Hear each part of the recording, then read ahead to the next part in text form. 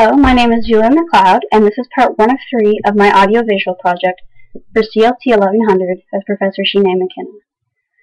So for my audiovisual project, I'm going to talk about the ship Hector. And to start off with, I'm just going to talk about some ship Hector facts.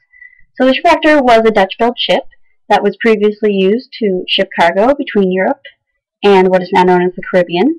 So before it was acquired to bring the new immigrants to Nova Scotia, it had been used quite frequently to shuttle cargo. So the ship left Scotland for Nova Scotia in 1773 and was carrying approximately 189 passengers, many of whom were children and bachelors, which I will explain why there were so many bachelors on the ship later on in the project.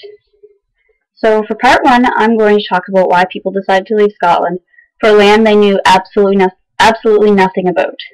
So first was repression from the South being from England. Many of the people on the Hector were poor crofters who were illiterate, only spoke Gaelic, and had little chance of surviving in Scotland under English prosecution. So after Culloden and the Statutes of Iona, these Gaelic-speaking crofters lived under severe prosecution and lived in fear.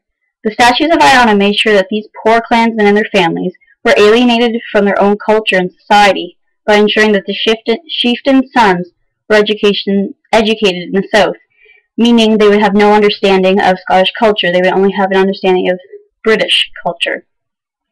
Secondly, due to the British rules from the South, many young, healthy men were out of work, which explains why so many bachelors, there was approximately 25, were on the ship.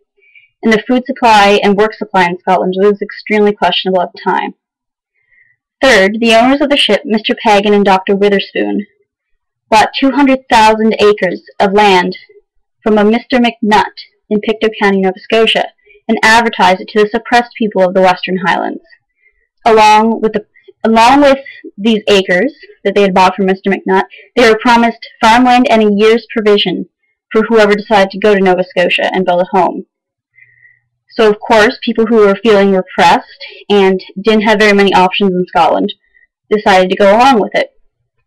And the passengers had been from all over, not only the Highlands, but from Scotland.